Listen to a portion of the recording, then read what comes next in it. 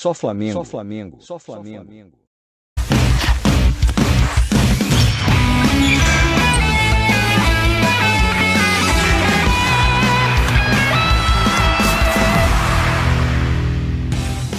Boa tarde pra você. Olha só, o Globo Esporte tá animado esse sábado, viu? Tem mais um jogo da final da Conferência Oeste da NBA entre Dallas Mavericks e Golden State Warriors. Vamos falar de Roland Garros, tradicional torneio de tênis que começa nesse fim de semana em Paris. Mas eu começo com futebol. Hoje tem Botafogo e América em Minas pela 7ª rodada do Brasileirão. Botafogo quer chegar à 3ª vitória seguida. Só que tem um jogador em especial que quer também conquistar espaço entre os titulares. Foi a primeira coletiva do Romildo Del Piade. A torcida até brinca, pô, chegou italiano no clube, chegou italiano, mas não, sou brasileiro, não tem nada de italiano não. O sobrenome é que é de origem italiana, mas a relação do jogador com o país europeu parava por aí, até que ele decidiu fazer uma mudança na camisa. Saiu o nome Romildo e entrou o Del Piade. Todo mundo falava, pô, tem Del Piade, coloca Del Piade, e parece que tudo mudou, né? O Romildo foi embora e chegou um outro jogador. No ano passado, ele subiu de forma discreta da base para o elenco profissional, mas chamou a atenção do técnico Luiz Castro na atual temporada. Foi relacionado em 7 dos 8 jogos desde a chegada do treinador. Em 2 deles foi titular. Com essa nova fase do Botafogo, acredito que a torcida abraça o time mesmo e para nós jogadores aqui, isso dá mais confiança ainda. O Botafogo vai em busca da 3ª vitória seguida no Brasileirão. Se vencer o América Mineiro hoje fora de casa, o time vai dormir esse sábado na liderança da competição. E pode até terminar a rodada em primeiro. Isso se, além de uma vitória do time hoje, o clássico entre Corinthians e São Paulo terminar empatado amanhã. O Botafogo deve ir a campo com Gatito, Saravia, Canu, Cuesta e Daniel Borges. O Erisson. É o Botafogo de olho na liderança, para abrir cada vez mais o sorriso. É lindo, é sinal de grandeza, é uma das provas de quão gigante é o Vasco da Gama. Quase sempre que sai do Rio, é receber carinho, não vem sendo recompensado pelos resultados longe de São Januário. 0 para o Guarani, 0 também para a equipe do Vasco. Neste ano, quando jogou em Muriaé com maioria nas arquibancadas, empate contra o Tombense. E quando jogou em Manaus com maioria nas arquibancadas, empate contra o Guarani. Foi pior ainda, por exemplo, no ano passado contra o Sampaio Corrêa. Derrota por 1-0 no Maranhão com maioria nas arquibancadas. A programação do Vasco agora não inclui passar por aeroportos por pelo menos 2 semanas.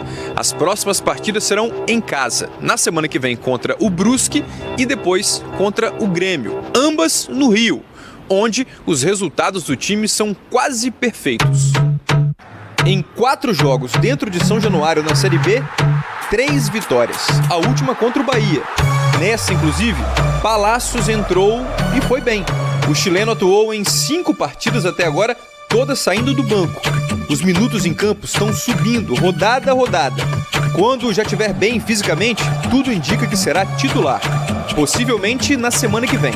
Quem sabe ele apresentando condições de começar uma partida, pelo menos jogar um tempo inteiro, já ocorre na próxima quinta-feira. Fala, minha joia, boa tarde. Boa tarde, feras, tudo bem? Domingo no Esporte Espetacular tem a estreia de um quadro novo, Aposentado, só que não. A gente vai apresentar pra vocês as 1000 faces do Amaral. Às vezes eu chego cedo no evento, aí eu durmo no carro um pouquinho, né, pra dar uma descansada, você não aguenta. Palestrante, peladeiro, influencer, cantor. Ele tem uma agenda cheia, mas arrumou um tempinho pra dividir com a gente essa rotina corrida. Não sinto saudade, não. Não? Não sinto, não. Sei, Amaral, sei. É amanhã, às 10 horas, logo depois do Alto Esporte. Demoral, tamo junto. Muito boa tarde. No ginásio da Sojipa, aqui em Porto Alegre, foi dia de finais do Troféu Brasil de Ginástica Artística. Essa competição abre esse ano o ciclo olímpico para as Olimpíadas de Paris em 2024. E claro que a grande estrela da competição foi a campeã olímpica em Tóquio, Rebeca Andrade, que conquistou medalha de ouro nas barras assimétricas. Ela ficou com a nota alta, 14.600, bem à frente da Jade Barbosa, que ficou com a prata. Durante a prova, a Rebeca foi a sensação aqui no ginásio, ganhou a atenção e o carinho do público. O Troféu Brasil segue amanhã com o último dia das finais aqui em Porto Alegre.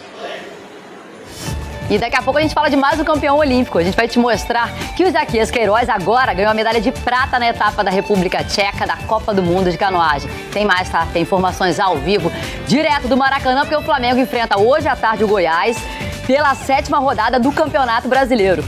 E o Fluminense, não é hoje não, é amanhã, joga amanhã contra o Fortaleza e você assiste ao vivo aqui com a gente na Globo. Mas olha só, me diz uma coisa, torcedor tricolor, de 1 a 9, como é que você tá aí na escala Fernando Diniz hoje?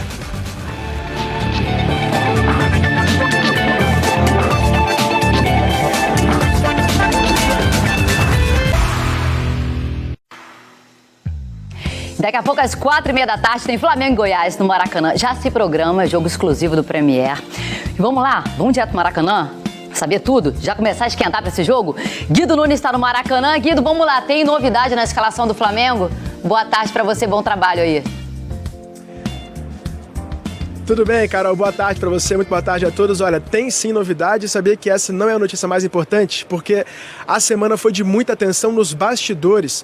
Isso principalmente depois do jogo da Libertadores, que foi no início da semana, uma vitória tranquila, 3-0 sobre a Universidade Católica, mas na entrevista coletiva após essa partida, uma fala do técnico Paulo Souza foi interpretada como se ele tivesse dito que o goleiro Diego Alves pediu para jogar depois de uma conversa com o Bruno Spindel, que é diretor executivo de futebol. Lembrando que o Diego Alves se recupera de uma pubalgia e não é relacionado desde o dia 8 de maio no clássico contra o Botafogo. Bom, o goleiro disse que isso jamais existiu, chegou a pedir uma retratação pública de Paulo Souza, mas o assunto foi resolvido internamente numa reunião com o goleiro, o técnico português, outros jogadores e também membros da diretoria. A informação que a gente recebeu é de que os ânimos se acalmaram e a direção vai se pronunciar oficialmente somente na entrevista coletiva após esse jogo contra o Goiás, porque sim, teremos uma partida e por isso vamos falar de futebol. A gente tem um campinho para mostrar o provável Flamengo e aí sim a novidade na escalação, né? Você já acompanha Hugo no gol, Mateuzinho na direita, o Pablo e o Davi Luiz, que é a novidade, volta recuperado de lesão na panturrilha,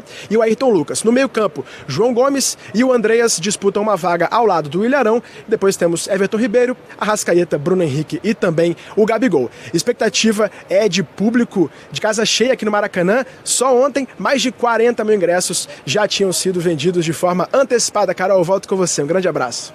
Obrigada, Guido. Olha só, mas continua com o retorno aí, tá? Pra você acompanhar a notícia que eu vou dar agora, que a notícia é muito boa, tá? Vai curtir. Gente, Isaquias Queiroz conquistou hoje uma prata na etapa da República Tcheca da Copa do Mundo de Canoagem.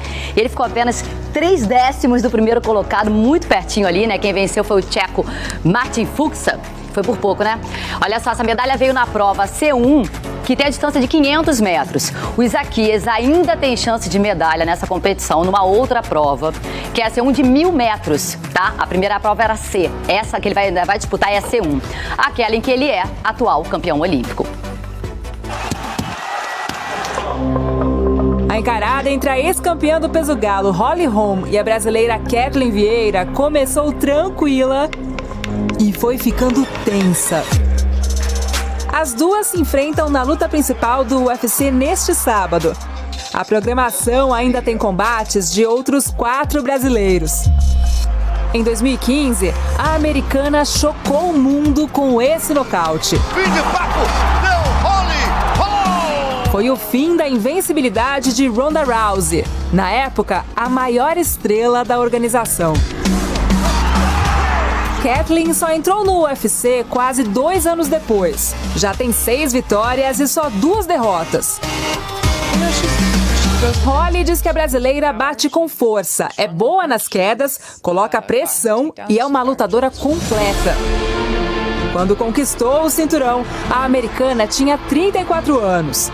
Hoje, aos 40, busca uma nova chance de lutar pelo título do peso galo.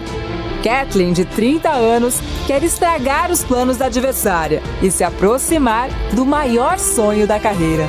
Se vencer Holly Holm hoje à noite aqui em Las Vegas, Kathleen Vieira vai estar a um passo da primeira disputa de cinturão no UFC. E a inspiração para vencer vem justamente da história da americana. Eu respeito muito a história dela, acho que ela é uma grande campeã. Espero um dia poder fazer metade da história que ela já fez até aqui. E a única coisa que eu quero é sair de lá com o meu braço erguido, não importa como. voltar a falar de Campeonato Brasileiro, porque depois do empate que deixou o Fluminense numa situação complicada ali na Sul-Americana, agora tem que focar no Campeonato Brasileiro, né? No jogo contra o Fortaleza, que é amanhã, no Ceará. Mas, olha só, chega pertinho, torcedor tricolor. Vamos lá, me fala. Numa escala Fernando Diniz, como é que você tá hoje? Fernando Diniz não é um cara que esconde os sentimentos no trabalho. Sempre intenso na área técnica. E depois da decepção no jogo contra o União Santa Fé, com a fraca produção ofensiva que deixou o time em situação delicada na Sul-Americana, volta as atenções para o brasileiro, onde o time vem de vitória sobre o Atlético Paranaense.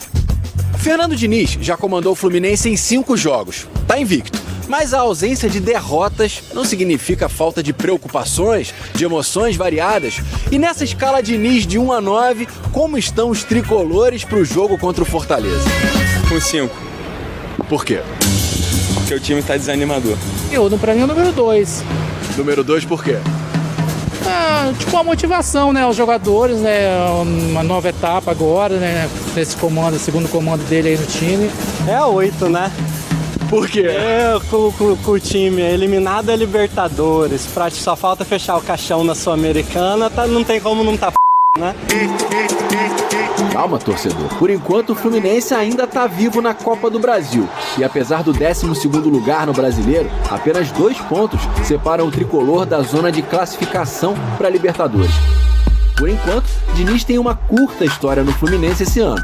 Desde que ele assumiu, foram 3 vitórias e 2 empates. O que explica é o fato de ser um trabalho que mal começou, com a temporada em andamento e com jogos em sequência. Somando também algumas carências e algumas questões de formação que esse elenco do Fluminense tem, o normal era esse time oscilar. Com todo mundo à disposição, o treinador pode repetir o time que enfrentou o União Santa Fé. Contra um Fortaleza que empatou um jogo e perdeu os outros 4 nesse brasileiro. Mais uma chance de melhorar o humor do técnico e dos tricolores na escala Diniz. Eu acho que a vaga na Libertadores o time tem grandes chances de conseguir. E na Copa do Brasil tentar ir pelo menos na semifinal. Se não classificar para a Libertadores é um ano perdido.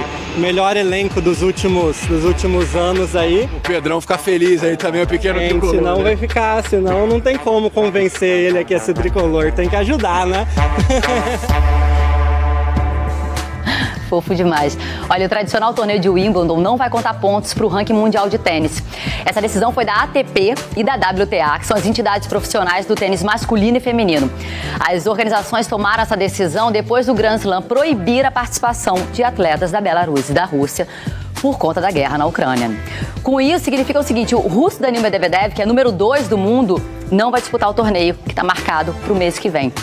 Já em Paris, começa nesse fim de semana Roland Garros, que é outro tradicional torneio do tênis mundial.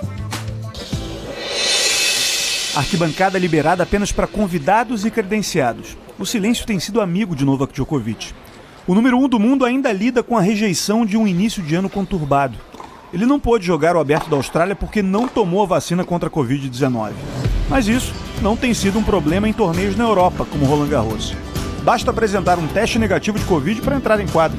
E quando ele entra, os títulos vêm. O Djoko acabou de ser campeão num torneio em Roma. Nesse momento eu tô onde eu quero estar. Não é uma garantia de que eu vou jogar o torneio da minha vida, mas eu tô me sentindo bem dentro e fora de quadra, disse ele. Entre as mulheres, há uma impressão de que a disputa está aberta em Roland Garros, inclusive para uma surpresa brasileira. Bia Haddad tem jogado o melhor tênis da vida e vai ser a única representante do país nas chaves de simples. Claro, a confiança não cega. É verdade que a polonesa Iga Świątek, número 1 do mundo, vem numa sequência impressionante. São 5 títulos nesse ano. Ela está mostrando ali na quadra que hoje ela é, o porquê ela é a número 1 do mundo. Tirando ela, todas as outras estão no mesmo nível. Eu acho que todas podem, né, as 20 primeiras têm um nível acima, mas das 20 primeiras até as 100 do mundo, qualquer uma pode fazer coisas grandes. Mas no saibro francês, nada e nem ninguém é maior do que Rafael Nadal. Dono de 13 títulos do torneio, ele arranca gritos, suspiros por onde passa. Por aqui, treino do Nadal parece jogo, mas ele anda sofrendo com fortes dores no pé esquerdo. Mesmo assim, o espanhol treinou forte nos últimos dias, parece bem. Além disso, o maior vencedor da história desse torneio pode ter pela frente um rival feito à sua imagem e semelhança. Espanhol, especialista em saibro e um dos candidatos ao título na França, mesmo aos 19 anos. Aliás, idade que o Nadal tinha quando conquistou Roland Garros pela primeira vez. O nome desse rival é Carlos Alcaraz. O novo fenômeno do tênis mundial já conquistou 4 títulos da ATP nesse ano. O primeiro foi o Rio Open em fevereiro. Carlos Alcaraz é o grande campeão do Rio Open 2022. O Alcaraz já está em 6º lugar no ranking mundial. Assusta até quem já esteve no topo, como o russo Daniil Medvedev, atualmente o número 2. Gives me more motivation. Ter sido o número 1 me dá mais motivação para tentar conquistar mais pontos, ser melhor do que os outros caras, o que é sempre difícil, porque todos querem mais e jogam bem. Você vê o Carlos, por exemplo, muito jovem, chegando e já vencendo 2 torneios Master. 2.000 pontos no ranking de uma vez. Ninguém sabe o que ele pode fazer aqui. Na verdade, de uma forma geral, ninguém sabe o que pode acontecer aqui. E isso é novidade. Roland Garros já foi terra de um homem só. No segundo jogo pela final da Conferência Oeste da NBA, o Golden State Warriors conseguiu uma reação incrível e ainda aumentou a vantagem sobre o Dallas Mavericks. Calma, muita calma. Nada de achar que seria outro jogo fácil. O Dallas Mavericks chegou mais ligado depois da derrota na partida inicial das finais da Conferência Oeste. Luka Doncic, o craque da equipe, comandava as ações e a vantagem sobre o Golden State Warriors chegou a 19 pontos no segundo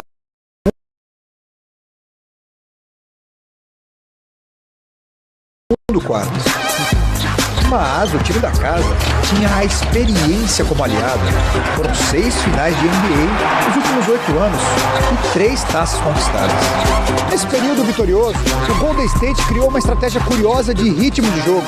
Os jogadores pisam no acelerador no terceiro quarto, aumentando o ritmo no ataque e na defesa. De novo, deu certo. A equipe sufocou o Dallas e reagiu. Basquete é um jogo para compartilhar a bola. É sob essa filosofia que nosso time é construído, disse o técnico Steve Kerr. Deu para perceber mesmo. Uma equipe famosa por chutar de 3 foi ganhar o jogo lá no garrafão. Kevin Looney, 2 pontos e a falta.